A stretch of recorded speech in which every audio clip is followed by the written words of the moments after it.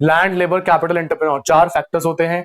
4 factors की 4 income होती है। सारी इनकम्स को प्लस करो, आपको क्या बन जाता है? सारी इनकम्स को प्लस करो, आपको क्या बन जाता है? Income method. चलो, मेरा क्वेश्चन आप लोगों से कल मैं पढ़ा चुका हूं, इसलिए पूछ रहा हूं, सारी इनकम प्लस करके क्या बनता है? इनकम मेथड में सारी इनकम प्लस करके क्या बनता है? क्या निकल कर आता है? सारी इनकम्स को ऐड करने के बाद क्या हम फाइंड आउट कर पाएंगे इनकम मेथड में?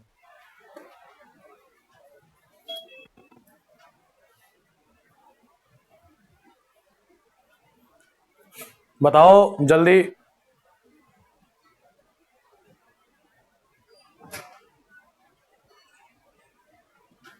Exactly, and the answer is, दिया तो 3-4 लोगों ने आंसर ही है, पर 3-4 से ज्यादा तुम लोग आंसर देते भी नहीं। तुम लोगों को आंसर देने से तुम्हारा मना कर रखा है। एनडीपी एट एफसी, क्या चीज निकल के आती है? NDP at FC.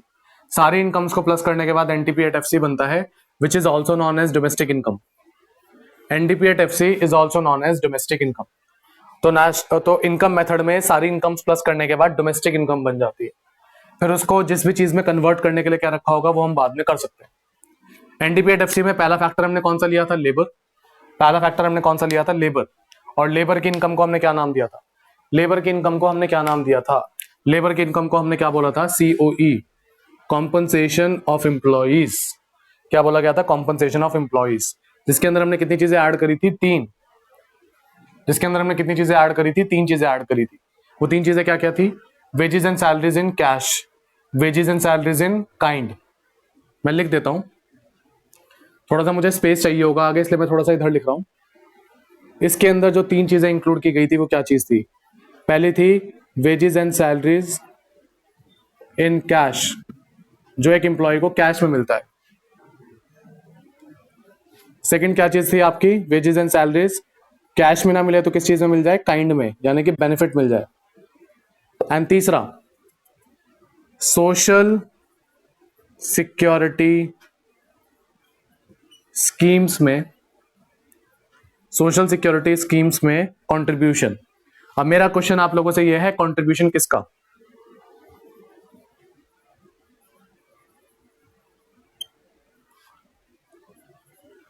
किन का कंट्रीब्यूशन? पहला ही आंसर गलत।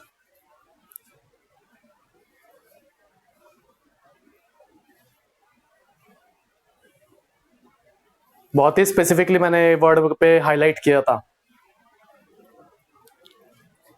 मैंने बहुत स्पेसिफिकली कहा था यहां पे क्या लिखा होना चाहिए? एम्प्लॉयर्स। एम्प्लॉयज का कंट्रीब्यूशन नहीं, एम्प्लॉयर का। किस चीज का? एम्प्लॉयर का। एम्प्लॉयर का कंट्रीब्यूशन होगा तो ऐड किया जाएगा, अगर एम्प्लॉय का कंट्रीब्यूशन होगा तो वो ऐड नहीं किया जाएगा। मैं बहुत स्पेसिफिकली, बहुत क्लियरली ये बात बोल चुका हूं, ठीक है? तो employers contribution to social security scheme, जिसको जिसको हम क्या बोलते हैं? जिसको हम प्रोविडेंट फंड भी बोलते हैं। क्वेश्चन में लिखा होगा कि कंट्रीब्यूशन किसका है, बस उसके अकॉर्डिंग आप डिसाइड कर लेना। अब एक छोटी सी चीज और, मैं सारी चीजें फॉर्मूले में ही कवर करता हूं, इसलिए मैं एक चीज आपको और बताना चाहूंगा। कॉम्पनसेशन वर्ड के लिए एक और वर्ड है, कॉम्पनसेशन वर्ड के लिए एक और वर्ड है आपकी बुक में, और उस वर्ड को हम क्या बोलते हैं? उस वर्ड को हम बोलते हैं इमोल्यूमेंट्स। उस वर्ड को क्या कहा जाता है? इमोल्यूमेंट्स। मैक्सिमम 1 या 2 क्वेश्चन में ही आपको ये चीज देखने को मिलेगी। ये वर्ड आप लोगों को मैक्सिमम 1 या 2 क्वेश्चन में ही देखने को मिलेगा, बट यू शुड नो, मैं आपको पहले ये चीज इंफॉर्म कर रहा हूं। कॉम्पनसेशन का दूसरा वर्ड क्या है? इमोल्यूमेंट्स, ठीक है? चलो, तो ये हो गया आप लोगों का पहला। पहले वह यूजुअली हमारा जो सीक्वेंस है वो क्या है? Land, labour, capital and entrepreneur. अब हमने लैंड को साइड करके पहले लेबर को पढ़ लिया था, अब वापस सीक्वेंस में आ जाते हैं। सबसे पहले कौन सा आता है? लैंड। लैंड की इनकम का नाम क्या है? कोई बता सकता है मुझे? लैंड की इनकम का नाम?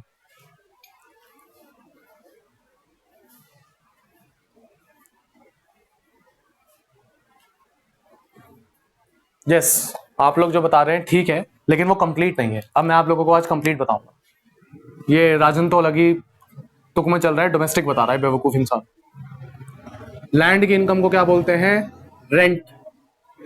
लेकिन रेंट कंप्लीट नहीं है, rent and royalty. Rent and royalty दोनों प्लस करके लैंड की इनकम बनती है। दोनों को ऐड करके क्या बनता है, आपका लैंड वाले फैक्टर की इनकम बनती है। अब ये रेंट और रॉयल्टी में डिफरेंस क्या है? रेंट और रॉयल्टी में डिफरेंस क्या है मैं आपको बताता हूँ। लेट सपोज मैं एक इंडिविजुअल को 5,000 रुपीज पर मंथ रेंट पे करता हूँ उसकी जगह का। ये 5,000 रुपीज फिक्स है। अब मैं उसकी प्रॉपर्टी पे जितना मर्जी आउटपुट कर लूँ, जितना मर्जी अपना बिजनेस चला लूँ, जितना मर्जी प्रोडक्शन कर लूँ, उसको फर्क नहीं पड़ता। 5,000 रुपीज पर मंथ फिक्स है। लेकिन शायद आप लोगों ने सुना हो, जो कोल माइंस होती हैं, कोयले की खदानें जिसे बोलते हैं हम, कोल माइंस होती हैं, वो लोग क्या करते हैं, जिसके पास कोल माइन है वो किसी और को लीज पे दे देता है। कभी कभी क्या करते हैं लोग, कोल माइंस लीज पे दे देते हैं, और लीज पे देने के बाद क्या कहते हैं कि हम आपसे पैसा लेंगे प्रोडक्शन के बेस पे। हम आपसे पैसा लेंगे किस बेस पे? प्रोडक्शन के बेस पे। आप जितना भी कोयला एक्सट्रैक्ट करोगे, जितना भी कोल निकालोगे जमीन से, उसके बेसिस पे मैं आपसे पैसे लूंगा। अगर एक इंडिविजुअल कह दे कि मैं एक टन कोल के मैं कितने में 5 रुपए चार्ज करूंगा एज रॉयल्टी। एक टन कोल के 5 रुपए एज रॉयल्टी चार्ज करूंगा, तो रॉयल्टी जो दी जाएगी लैंड के ओनर को, वो फिक्स नहीं दी जाएगी, वो डिपेंड करती है किस चीज के ऊपर? It depends upon the production. और एग्जांपल दे सकता हूं मैं आप लोगों को। आप लोगों ने कॉपीराइट्स वगैरह, रॉयल्टी का और एग्जांपल क्या हो सकता है? लेट सपोज कल मैं इकोनॉमिक्स के लिए अपनी बुक पब्लिश करता हूं। कल मैं इकोनॉमिक्स के लिए संदीप गर्ग की जगह अपनी बुक पब्लिश करता हूं। मैंने बुक पब्लिश करी और मैंने वो बुक प्रिंटिंग के लिए किसको दी है? पब्लिशर को दी है। अब पब्लिशर जितनी भी कॉपीज प्रिंट करके सेल करेगा, मुझे उसके अकॉर्डिंग पैसे मिलेंगे। मुझे एक फिक्स अमाउंट नहीं मिलेगी, मुझे अमाउंट मिलेगी on the basis of sales. हर बुक पे मुझे कुछ पैसे मिलेंगे। तो यहां पे जो मुझे पैसे मिल रहे हैं, इट इज ऑफ रॉयल्टी। यहां पे रॉयल्टी मिल रही है, यहां पे रेंट नहीं मिल रहा। तो रेंट एंड रॉयल्टी में डिफरेंस क्या है? रॉयल्टी आउटपुट पे, प्रोडक्शन पे, सेल्स पे डिपेंड करती है, रेंट फिक्स होता है। ये है डिफरेंस रेंट एंड रॉयल्टी के बीच में। अब ये तुम्हारे प्रैक्टिकल क्वेश्चंस करते हुए कितना काम आएगा? बिल्कुल भी नहीं। प्रैक्टिकल क्वेश्चंस करते हुए रेंट एंड रॉयल्टी में तुम्हें डिफरेंस पता हो या ना पता हो, डजंट मैटर। या तो क्वेश्चन में तुम्हें दोनों साथ में दे रखे होंगे, एक साथ लिखे हुए होंगे, या फिर हो सकता है दोनों अलग अलग लिखे हुए हों। ये भी पॉसिबल है कि दोनों में से कोई एक ही गिवन हो, दोनों में से कोई एक ही गिवन हो। जैसे भी क्वेश्चन ट्रीट कर रहा होगा उसके अकॉर्डिंग ट्रीट करके चलना, और उससे ज्यादा मेहनत मत करना। ठीक है। सो कॉम्पनसेशन ऑफ एम्प्लॉइज हो गया, रेंट एंड रॉयल्टी हो गया, लैंड हो गया, लेबर हो गया। Third one is capital. Capital की इनकम का नाम बताओ। कैपिटल की इनकम का नाम बताइए और जल्दी बताइए।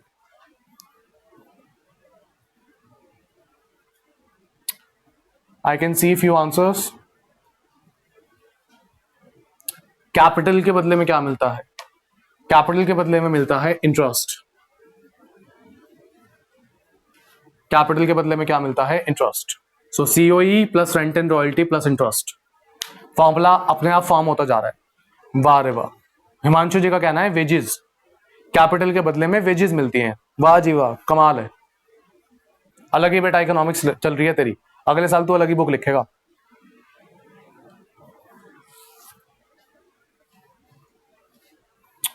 बेटे 12th वालों को, इस साल वाले 12th वालों को पास कर दिया, अगले साल वालों को पास नहीं करेंगे। तुम्हें पेपर देना पड़ेगा, और तुम्हारा पेपर मार्च में ही होगा। तो तमीज से और तरीके से पढ़ लो। कोविड का फायदा तुम्हारे से पहले वाले बैच को मिल गया, तो मेरी मिलने का। तुम्हारा सिलेबस भी पूरा आएगा और तुम्हारा एग्जाम भी टाइम पे होगा। ध्यान रखना है इस बात का, तो ध्यान से पढ़ लो। इंटरेस्ट होती है कैपिटल की इनकम। वेजेस बता रहे हो, बताओ दिमाग कहाँ है? बेटा ऑनलाइन क्लास है इसलिए बच गया तू, वरना पिट गया था आज तू। अब इंटरेस्ट हमें लेना कौन सा है? ये एक बहुत बड़ा एस्ट्रिक है इसके ऊपर। अब ये क्या होता है जरा ध्यान से समझना। इसका तुम्हारे प्रैक्टिकल क्वेश्चन से तो कोई मतलब नहीं है, इसका तुम्हारे प्रैक्टिकल क्वेश्चन से तो कोई मतलब नहीं है, लेकिन ये काफी आगे जाके काफी परेशान करता है, तो you should know about it. मुझे अभी के भी समझा देता हूँ। इंटरेस्ट लेना है, लेकिन सिर्फ और सिर्फ कौन से पर्पस का? लेकिन सिर्फ और सिर्फ प्रोडक्टिव पर्पस का। लेकिन सिर्फ और सिर्फ कौन से पर्पस का? प्रोडक्टिव पर्पस का। अब ये प्रोडक्टिव पर्पस क्या होता है? इंटरेस्ट दिया जाता है कैपिटल के ऊपर, यानी कि प्रिंसिपल अमाउंट के ऊपर। अब प्रिंसिपल अमाउंट किस चीज के लिए यूज की जा रही है, उस पर डिपेंड करेगा कि इंटरेस्ट किस चीज का है। Like for an example, let suppose मैं हूं, मैंने कल इन फ्यूचर में, पहली बात ये, हमने 4 सेक्टर्स पढ़े थे, house hold, firm, government and foreign sector. मैं अपने आप को हाउस होल्ड में ही ट्रीट कर सकता हूं बिकॉज मैं कंज्यूमर हूं, मैं हाउस होल्ड के अंदर आता हूं। ठीक है, मैंने अपनी कार, मुझे कार परचेज करनी थी, मैंने उसके लिए लोन लिया बैंक से, और उसके बदले में बैंक को मैं क्या पे करता हूं? इंटरेस्ट। बैंक को मैं क्या पे करता हूं? इंटरेस्ट पे करता हूं। नाउ आप मुझे बताइए, मैंने जो ये कार परचेज की है और जो कार के लोन के ऊपर जो मैं इंटरेस्ट पे कर रहा हूं, वो क्या प्रोडक्टिव पर्पस में आएगा या कंजम्पशन पर्पस में? वो प्रोडक्टिव पर्पस में आएगा या कंजम्पशन? मैं अपनी कार अपने बिजनेस के लिए चला रहा हूं या अपनी नॉर्मल यूसेज के लिए?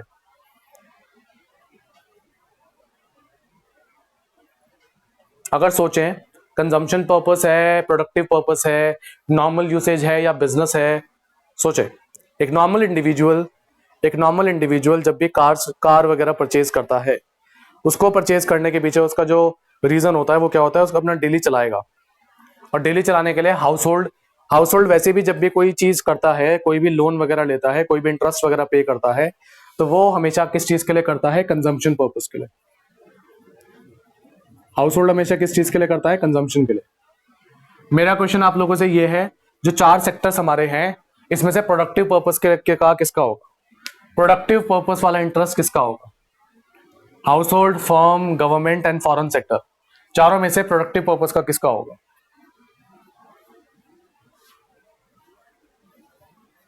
प्रोडक्टिव पर्पस का कौन सा इंटरेस्ट होगा? आप में से जो लोग आंसर्स दे रहे हैं, बिल्कुल सही आंसर दे रहे हैं, दैट इज फर्म।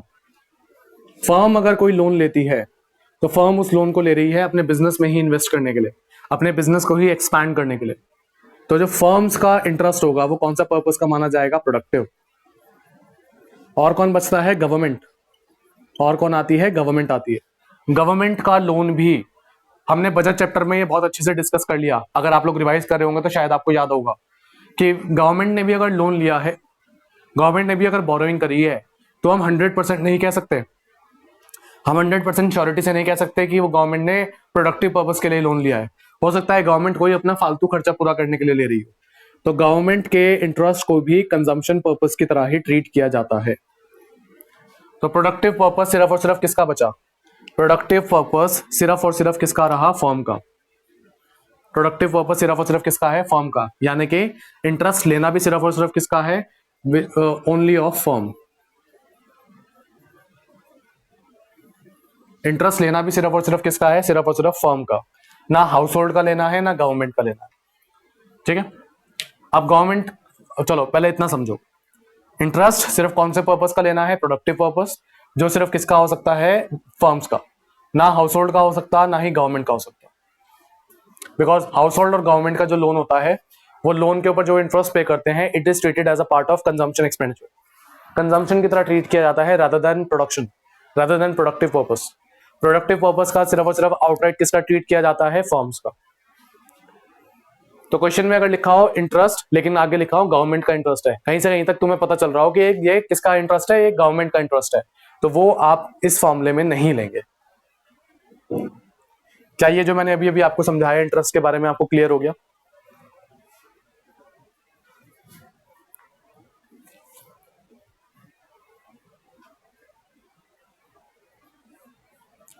ये जो मैंने आपको समझाया, ये आप लोगों के प्रैक्टिकल क्वेश्चंस में तो कुछ खास असर नहीं करेगा, आप लोगों के प्रैक्टिकल क्वेश्चंस में तो कुछ खास हेल्प नहीं करेगा, but this is the core concept of national income. अगर ये मैं कॉन्सेप्ट स्किप कर दूंगा तो बाद में इनको स्ट्रॉन्ग करना बहुत मुश्किल हो जाएगा। तो you should know about it, आगे जाके ये काम आएंगे, आगे जाके क्वेश्चन सॉल्व करने में हेल्प करेंगे आपके थ्योरेटिकल। बहुत सारे लोग और बहुत सारे टीचर्स, जो मुझे गलत लगती है ये बात, ये पार्ट स्किप कर देते हैं नेशनल इनकम पढ़ाते हुए। नेशनल इनकम पढ़ाते हुए फॉर्मूला इंपॉर्टेंट है, बट वो फॉर्मूले का रूट्स कहां से निकली हैं, फॉर्मूले के रीजंस क्या हैं, फॉर्मूले के कॉजेस क्या हैं, ये जब तक एक्सप्लेन नहीं करोगे तब तक बच्चे के लिए याद करना मुश्किल है। तो you should know about all the fundamentals. कल मैंने आपको wages and salaries in kind वाला अच्छे से एक्सप्लेन किया, आज मैं इंटरेस्ट एक्सप्लेन कर रहा हूँ। यही चीजें आप लोगों को आपके फॉर्मूले को स्ट्रॉन्ग करने में हेल्प करेगी। अब आप लोगों के लिए ये COE, rent and royalty and interest, ये फॉर्मूले से ज्यादा आप लोगों को लगेगा आपको पता है इसके पीछे का रीजन क्या है। तो इसलिए हमेशा फॉर्मूले के ऊपर, फॉर्मूले में कॉन्सेप्ट्स ढूंढने की कोशिश किया करो। अभी एक यूनिट और आएगी, ये तो एक नेशनल इनकम यूनिट है, एक यूनिट और आएगी जिसमें आपको ग्राफ्स एंड प्रैक्टिकल क्वेश्चंस करने हैं, जो हम जस्ट इसके बाद ही करेंगे, उसमें तो इससे भी ज्यादा मजा आएगा। उसमें तो कॉन्सेप्ट भर भर के है। तो भले ही क्लास ऑनलाइन है, भले ही क्लास ऑनलाइन है, इट डजंट मीन कि हम पढ़ाई नहीं कर रहे, इट डजंट मीन कि हम कॉन्सेप्ट स्ट्रांग नहीं कर सकते।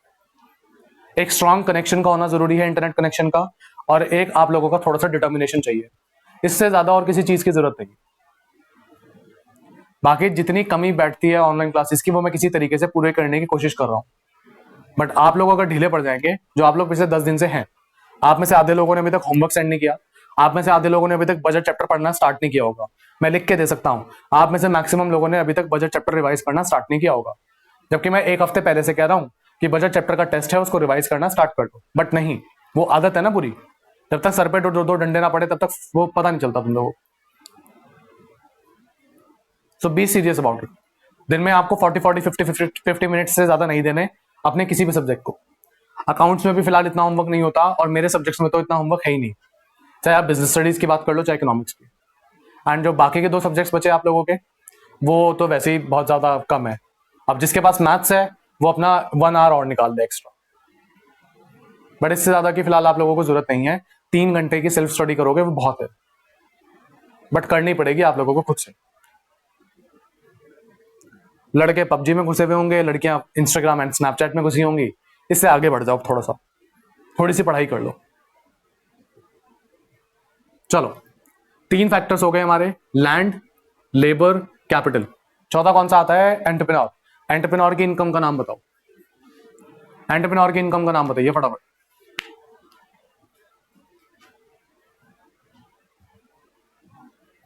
एंटरप्रेन्योर की इनकम का नेम। एंटरप्रेन्योर क्या अर्न करता है? सुहानी बेटा, you are slightly wrong. Entrepreneur dividend earn नहीं करता। एंटरप्रेन्योर अर्न करता है profit. Entrepreneur is the owner of the business. Entrepreneur कौन होता है? कंपनी के ओनर्स। कंपनी के ओनर्स को डिविडेंड नहीं मिलता। अब वो आप कहेंगे अगर कंपनी के ओनर्स को डिविडेंड नहीं मिलता, कंपनी के शेयर होल्डर्स को मिलता है। अब यू कैन आर्ग्यू कि शेयर होल्डर्स ही कंपनी के ओनर्स होते हैं, then it's a long discussion. But usually entrepreneur को क्या मिलता है? प्रॉफिट। ये वो लोग हैं जिन्होंने कंपनी को चलाने का, जिन्होंने कंपनी को मैनेज करने का क्या लिया है? रिस्क लिया है। इनके बेसिस पे ही, इनकी वजह से ही कंपनी चल रही है। अगर ये कंपनी को ना ठीक से मैनेज करते तो कंपनी ना चलती। तो ये इनको क्या मिलता है? प्रॉफिट। अब प्रॉफिट क्या है? एंटरप्रेन्योर की इनकम। प्रॉफिट क्या है? एंटरप्रेन्योर की इनकम। इनकम पे सबसे पहली चीज क्या लगती है? अगर कोई मुझे अपनी कॉमन सेंस लगा के बताए, इनकम पे सबसे पहली चीज क्या लगती है? इनकम पे जीएसटी लगता है। तुम लोगों का दिमाग खराब हो गया क्या? मैंने तुम लोगों को क्या पढ़ाया बजट चैप्टर में? राहुल का कहना है सबसे पहले इनकम पे लगती है नजर, which is quite true. Income पे सबसे पहले नजर तो लगती है, लेकिन बताओ, 2 उल्टे उल्टे जवाब दिए तुम लोगों ने। इनकम पे तुम लोगों ने जीएसटी लगा दिया। इनकम पे जीएसटी लगाया तुम लोगों ने, दिमाग खराब है तुम लोगों का। जीएसटी गुड्स एंड सर्विसेज पे लगता है, इनकम पे लगता है इनकम टैक्स। जैसे लोगों की इनकम पे लगता है इनकम टैक्स, ऐसे ही प्रॉफिट पे भी टैक्स लगता है। लेकिन प्रॉफिट के टैक्स का नाम क्या है? अगर मैं आप लोगों को प्रॉफिट के टैक्स का नाम बताऊं, प्रॉफिट पे लगता है कॉर्पोरेट टैक्स। जैसे लोगों की इनकम पे लगता है इनकम टैक्स, ऐसे ही प्रॉफिट पे लगता है कॉर्पोरेट टैक्स। क्या लगता है? Corporate tax. तो प्रॉफिट का पहला कंपोनेंट क्या हुआ? Corporate tax. प्रॉफिट का पहला कंपोनेंट क्या हुआ? Corporate tax. अब कंपनी ने अपने प्रॉफिट में से टैक्स पे कर दिया, कंपनी ने अपने प्रॉफिट में से टैक्स पे कर दिया। अब जो पैसा बचा वो कंपनी के मालिकों का है। कंपनी के मालिक कौन होते हैं? कंपनी के शेयर होल्डर्स। अब शेयर होल्डर्स को कंपनी से क्या मिलेगा? शेयर होल्डर्स को कंपनी से क्या मिलता है?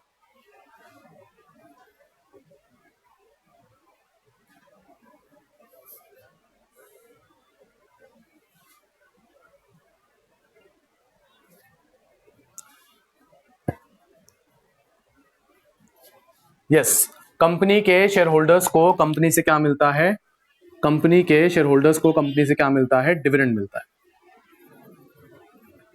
तो प्रॉफिट का पहला कंपोनेंट क्या हुआ? Corporate tax. प्रॉफिट का दूसरा कंपोनेंट क्या हुआ? डिविडेंड। अब डिविडेंड जो है वो कंपनी अपने शेयर होल्डर्स में बांटती है। डिविडेंड जो है वो कंपनी शेयर होल्डर्स में क्या करती है? डिस्ट्रीब्यूट करती है। बट कभी कभी कंपनी को ऐसा लगता है कि हमें भी थोड़े से पैसे की जरूरत है, तो हम अपने सारे के सारे प्रॉफिट को डिस्ट्रीब्यूट नहीं करेंगे, हम अपने सारे के सारे प्रॉफिट को बांटेंगे नहीं, हम थोड़ा सा प्रॉफिट अपने पास बचा के रखेंगे। अब ये कोई मुझे टर्म बताए कि वो प्रॉफिट का हिस्सा जो कंपनी अपने पास बचा के रखे वो क्या कहलाता है? लेट्स सी, आप लोगों ने क्लास 11th में कितना पढ़ा? प्रॉफिट का वो हिस्सा जो कंपनी अपने पास बचा के रखे। जो लोग रिजर्व्स नाम लेंगे, आप लोग टेक्निकली गलत नहीं है, आप लोग टेक्निकली गलत नहीं है, बट रिजर्व्स एक ऐसा वर्ड है जो अकाउंट्स में ज्यादा यूज किया जाता है। ओहो, अनुराग ने तो क्लास 11th का टॉपिक ही बता दिया मुझे, ploughing back of profits. Very nice. The name is retained earnings. The name is retained earnings. Company ने अपनी अर्निंग्स को अपने पास रिटेन, अपने पास बचा के रखी। तो प्रॉफिट जैसे सीओई के अंदर कितनी चीजें आती हैं? 3। ऐसे ही प्रॉफिट में भी कितनी चीजें आती हैं? 3। वो 3 चीजें कौन कौन सी हैं? Corporate tax, dividend and retained earnings. अभी मैंने कैसे याद करवाया? प्रॉफिट क्या है? कमाई है कंपनी की। कंपनी ने सबसे पहले पैसा कमाया और पैसा कमाने के बाद सबसे पहली चीज क्या लगती है? टैक्स। तो कंपनी ने अपने प्रॉफिट में से क्या पे किया? टैक्स पे किया। टैक्स पे कर दिया। आफ्टर टैक्स जो पैसा बचा वो कंपनी के शेयर होल्डर्स का, कंपनी के ओनर्स का। कंपनी के ओनर्स को कंपनी से क्या मिलता है? डिविडेंड मिलता है, जो कंपनी ने पे किया होगा for sure. But there are certain times जब कंपनी अपना सारा का सारा पैसा डिविडेंड की तरह डिक्लेयर नहीं करती, थोड़ा पैसा अपने पास बचाती है, which is known as retained earnings. तीनों को प्लस करोगे तो क्या बन जाएगा? प्रॉफिट। अब now my question to you is, question में आपको प्रॉफिट भी दे रखा है, क्वेश्चन में आपको प्रॉफिट भी दे रखा है, एंड क्वेश्चन में आपको इन 3 में से कोई 2 चीजें भी दे रखी है। क्या लेंगे?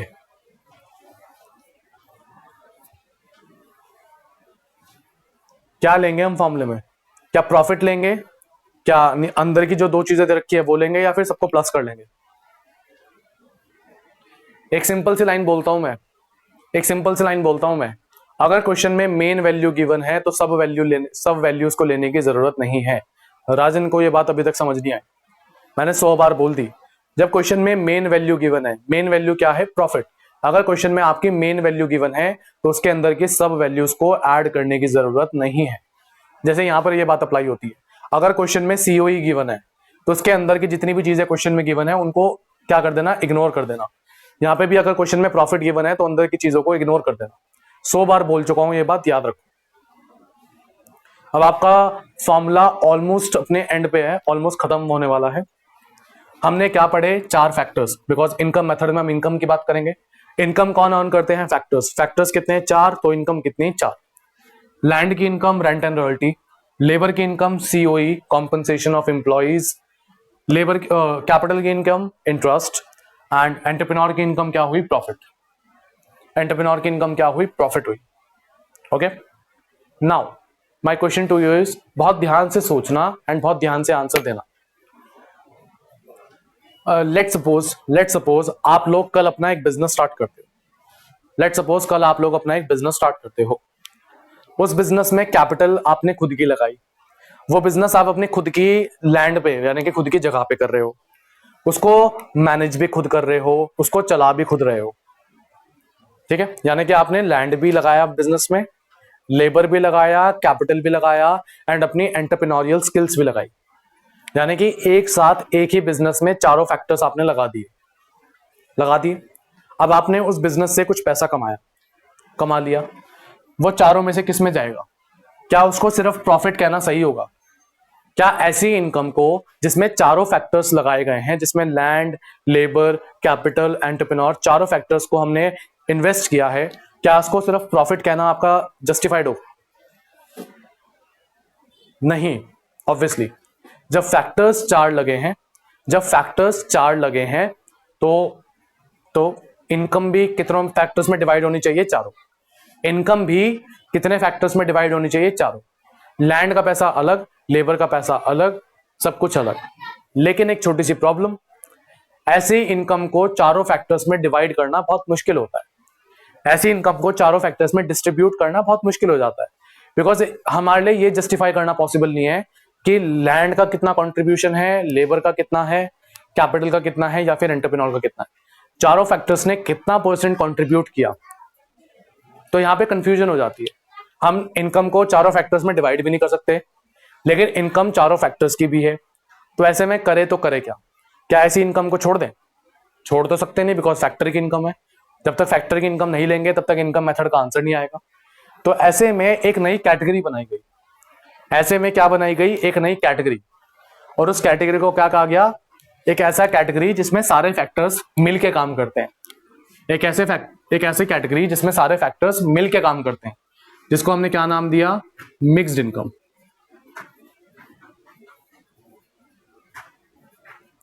जिसको क्या नाम दिया गया? Mixed income. तो मिक्स्ड इनकम क्या है? ये वो इनकम है, मिक्स्ड इनकम एक वो इनकम होती है जिसमें ये चीज डिटरमाइन करना पॉसिबल ना हो कि ये इनकम कौन से फैक्टर की है, कितने फैक्टर्स की है। तो ऐसे में इन चारों में डिस्ट्रीब्यूट करने की टेंशन से बढ़िया उसको क्या बोल दो? Mixed income. तो जब एक इंसान खुद का बिजनेस करता है, उसके अंदर अपनी लैंड भी लगाता है, उसके अंदर अपनी लेबर भी लगाता है, अपनी कैपिटल भी लगाता है, अपने एंटरप्रेन्योरियल स्किल्स भी लगाता है, तो वो प्रॉफिट नहीं कहलाता। वो एक्चुअल में किस कैटेगरी में जाना चाहिए? Mixed income. तो मिक्स्ड इनकम जनरली किन लोगों की होती है? Mixed income of self employed, ये इसका पूरा नेम है, mixed income of self employed. Self employed का मतलब जो वो लोग जो खुद के लिए काम करते हैं, जो खुद से सारे फैक्टर्स लगाते हैं बिजनेस के अंदर, जो खुद से सारे फैक्टर्स इन्वेस्ट करते हैं बिजनेस के अंदर एंड अपने बिजनेस को रन करते हैं। ऐसे में उसको सिर्फ प्रॉफिट कहना जस्टिफाइड नहीं है, लेकिन उसको चारों फैक्टर्स में डिवाइड करना भी पॉसिबल नहीं है। तो ऐसे में उसको एक नया नाम दिया गया and the name is mixed income of self employed. तो आप लोगों के इनकम मेथड के अंदर फैक्टर्स कितने होते हैं? 4। मेनली इनकम भी कितनी होनी चाहिए थी? 4। लेकिन जो ये 5वीं कैटेगरी बनी है, ये बनी है सिर्फ और सिर्फ कंफ्यूजन को दूर करने के लिए। ये बनी है सिर्फ और सिर्फ एक कंफ्यूजन को, एक दिक्कत को दूर करने के लिए। और वो दिक्कत क्या है, वो प्रॉब्लम क्या है, वो मैंने जस्ट आपको भी एग्जांपल के साथ जस्टिफाई करी। तो आप लोगों का फॉर्मूला क्या बन जाता है इनकम मेथड का? सारी इनकम प्लस करके बनेगा क्या? NDP at FC. और इनकम मेथड के फॉर्मूले में कितनी चीजें आती हैं? 4 और एक 5वीं extra. COE, rent and royalty, interest, profit and mixed income of self employed. पांचों की पांचों प्लस करोगे, आपका एनडीपीएफसी तैयार, एनडीपीएफसी आपका रेडी। अब पांचों में जो चीज परेशान कर सकती है वो क्या परेशान कर सकता है? या तो आपको सीओई परेशान कर सकता है, रेंट एंड रॉयल्टी कभी परेशान नहीं करेगा, इंटरेस्ट कभी परेशान नहीं करेगा, या फिर थोड़ा बहुत क्या कौन परेशान कर सकता है? प्रॉफिट। हो सकता है प्रॉफिट दे रखा हो, प्रॉफिट ना दे रखा हो तो अंदर की 2-3 चीजें दे रखी हो, बस ये चीजें परेशान कर सकती है, अदरवाइज परेशान करने जैसा कुछ नहीं है। क्या यहां तक क्लियर हुआ? बस 5 मिनट और आपका ये फॉर्मूला रैप अप करता हूं। फॉर्मूला ऑलमोस्ट खत्म है आपका, 90% हो गया, बस छोटी छोटी डिटेल्स रहती है। यहां तक देख लो, कोई प्रॉब्लम कोई परेशानी हो तो बता दो।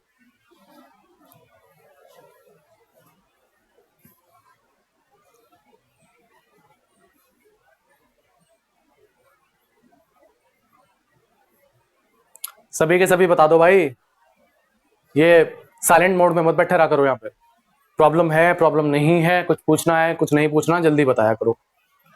समय बहुत कम होता है, समय बहुत लिमिटेड होता है, उसको अच्छे से यूज कर ले तो फायदा है। ठीक है, मेरे ख्याल से भाई किसी को प्रॉब्लम नहीं है। तो अब बस मैं जो आखिरी की चीजें हैं वो बताने जा रहा हूं। इनकम मेथड के नोट्स जतिन आज ही पूरे होंगे। कल तो जो मैंने इनकम मेथड का करवाया था वो पूरा था ही नहीं। ये है कंप्लीट फॉर्मूला, इसका मैं आपको स्क्रीनशॉट शेयर कर दूंगा।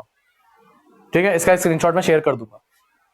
नाउ 90% चीजें हमने कवर कर ली, अब लास्ट की 10% चीजें ये ध्यान से सुनना। ये किसी किसी क्वेश्चन में आपको बहुत ज्यादा परेशान करेगी। आपके क्वेश्चन के आंसर का डिसाइडिंग फैक्टर ये आखिरी की 10% चीजें होगी। ठीक है, तो ये मैं आखिरी के 10% चीजों की तरफ बढ़ रहा हूं, उसके लिए मुझे थोड़ा सा स्पेस चाहिए होगा। So let's take the space.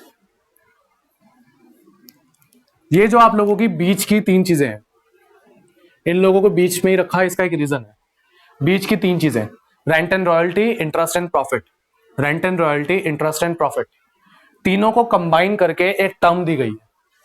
तीनों को कंबाइन करके एक टर्म दी गई है जिसका नाम है ऑपरेटिंग सरप्लस। जिसका नाम क्या है? Operating surplus. तो क्वेश्चन में रेंट एंड रॉयल्टी, इंटरेस्ट और प्रॉफिट। अगर क्वेश्चन में ये गिवन ना हो तो मोस्ट प्रोबेबली ऐसे क्वेश्चन में ऑपरेटिंग सरप्लस गिवन होगा, जो इन सभी की कमी पूरी कर देता है। अब ऐसा भी हो सकता है क्वेश्चन में ऑपरेटिंग सरप्लस गिवन हो एंड साथ में इन तीन में से कोई दो चीजें गिवन हो, तो आप क्या करें, बस इन दो चीजों को इग्नोर करें। जब मेन वैल्यू गिवन है जो इन सभी का कॉम्बिनेशन है, तो क्यों उसके अंदर की वैल्यूज को लेना है।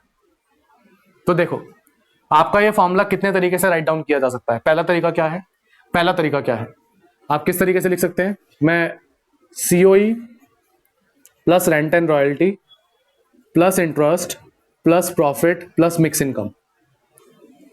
एक तरीका तो ये है, एक तरीका तो ये है आपके फॉर्मूले को नोट करने का, और यही तरीका मैं आपको कहूंगा, यही प्रेफर करें। जब भी आप क्वेश्चन करें सारी चीजें लिखें, लेकिन इसी फॉर्मूले को आप एक और तरीके से भी राइट डाउन कर सकते हैं, एक और तरीके से भी लिख सकते हैं, जिसका तरीका क्या है, सीओई लिखा, फिर बीच की तीन चीजों को कंबाइन करके क्या बोलते हैं, ऑपरेटिंग सरप्लस, ऑपरेटिंग सरप्लस लिख दिया, और लास्ट में क्या बचा, mixed income plus mix income. ये भी एक तरीका है आपके फॉर्मूले के नोटेशन का। तो आपके इनकम मेथड के फॉर्मूले के दो नोटेशंस हैं। ये ऑपरेटिंग सरप्लस वाला मैं कभी भी प्रेफर नहीं करता, बिकॉज ये मैक्सिमम टाइम पे गलतियां करवा देता है। सो आई वुड सजेस्ट आप फॉर्मूला पूरा लिखें, but you should know about operating surplus. Question में अगर ऑपरेटिंग सरप्लस गिवन हो तो इसका इंपॉर्टेंस क्या है वो मैंने आपको बता दिया। यहां रेंट एंड रॉयल्टी से लेके profit, land, capital and entrepreneur, तीनों की इनकम्स को प्लस करके क्या बोला जाता है, ऑपरेटिंग सरप्लस। ये पहली चीज क्लियर होगी सभी को। अब दो चीजें और है, बस फिर खत्म, एक दो चीजें और है और खत्म, छोटी छोटी है वो तो। ऑपरेटिंग सरप्लस वाली बात क्लियर हो गई।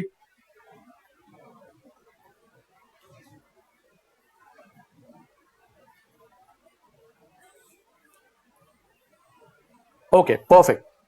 ना एक टर्म है, मैंने आप लोगों से कहा गवर्नमेंट के लोन का इंटरेस्ट नहीं लेना, गवर्नमेंट के लोन का इंटरेस्ट नहीं इंक्लूड करेंगे, बिकॉज ऑफ किस पर्पस का माना जाएगा, कंजम्पशन पर्पस का।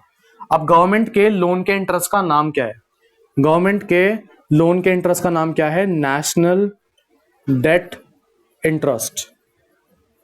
क्या बोला जाता है, national debt interest. National word किसको डिनोट करता है, गवर्नमेंट को, डेट का मतलब लोन एंड इंटरेस्ट। तो अगर क्वेश्चन में नेशनल डेट इंटरेस्ट लिखा हो, क्वेश्चन में क्या लिखा हो, नेशनल डेट इंटरेस्ट, तो आप समझ जाना ये लोन, ये किसके लोन का इंटरेस्ट है, गवर्नमेंट के। एंड गवर्नमेंट का लोन किस पर्पस का ट्रीट किया जाता है, कंजम्पशन। तो ये आप लोगों के इनकम मेथड का पार्ट नहीं बनेगा, it will not be included in your income method.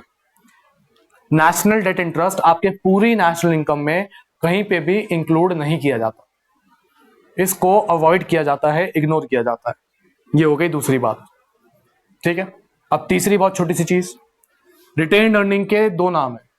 Retained earning का नाम तो रिटेन्ड अर्निंग है, रिटेन्ड अर्निंग का दूसरा नाम क्या है, सोचो रिटेन्ड अर्निंग का दूसरा नाम क्या हो सकता है। मैं थोड़ा सा डिविडेंड को साइड में कर दूं, रिटेन्ड अर्निंग का दूसरा नाम क्या हो सकता है अगर हम सोचने बैठे। रिटेन्ड अर्निंग प्रॉफिट का वो हिस्सा है जिसको बांटा नहीं गया, रिटेन्ड अर्निंग प्रॉफिट का वो हिस्सा है जिसको डिस्ट्रीब्यूट नहीं किया। तो रिटेन्ड अर्निंग का दूसरा नाम क्या हो सकता है, undistributed profits. Undistributed profits, profits का वो हिस्सा, प्रॉफिट्स का वो part which has not been distributed yet, जिसको अभी तक डिस्ट्रीब्यूट नहीं किया, ठीक है। अब मेरे ख्याल से आप लोगों को बहुत ज्यादा मैटर दिख रहा है स्क्रीन पे, तो जो प्रॉपर नोट्स मेरे पास बने हुए रखे हैं मैं आपको वो भी सेंड कर दूंगा और ये भी सेंड कर दूंगा, आपको जहां से नोट करना पसंद आए वहां से कर लें। अब ये मैंने आप लोगों को income method from the very beginning to the very end 99% चीजें एक्सप्लेन कर दी। रिमेनिंग जो 1% चीजें हैं वो क्वेश्चन के साथ ही एक्सप्लेन होंगी। फाइनली पूछ रहा हूं, कुछ पूछना हो तो बताओ, अदरवाइज मेरी तरफ से दूसरा मेथड खत्म, नेशनल इनकम का दूसरा मेथड खत्म। कल बस प्रैक्टिस करेंगे और आपकी प्रॉब्लम्स लेंगे। आज आप लोगों को होमवर्क मिलेगा, आज आप लोगों को होमवर्क मिलेगा। मिक्स्ड इनकम क्या होती है भाई, क्वेश्चन में आपको मिक्स्ड इनकम गिवन होगी as it is. Mixed income का कॉन्सेप्ट क्या है, जब एक इनकम में एक से ज्यादा फैक्टर्स ने कंट्रीब्यूट किया हो तो डिवाइड करना मुश्किल होता है। इन दैट केस डिवाइड करने की जगह उसको क्या नाम दे दिया गया, मिक्स्ड इनकम। क्वेश्चन में आपको mixed income as it is given होगी, कुछ आपको अलग से नहीं करना, ठीक है। अब सीओई तो बेटा बताना टाइम लग जाएगा, सीओई कल के लेक्चर से देख ले हिमांशु, सीओई कल के लेक्चर से देख लो, अब 40 मिनट खत्म होने वाले, ठीक है। कल के लेक्चर के एंड में सीओई मैंने एक्सप्लेन कर रखा है। तो ये था आप लोगों का आज का इनकम मेथड जो मैंने कंप्लीट कर दिया। होमवर्क मैं आप लोगों को सेंड करने वाला हूं, तो होमवर्क करेंगे आप लोग, 3-4 क्वेश्चन दूंगा मैं आप लोगों को, ऑब्वियसली आप लोगों को करने पड़ेंगे। Okay, so that's it for today's lecture, thank you so much. आज का लेक्चर यहीं खत्म करते हैं, पढ़ लें और इसको नोट कर लें अच्छे से, इसको नोट डाउन भी कर लें अच्छे से। चलिए that's it, thank you so much.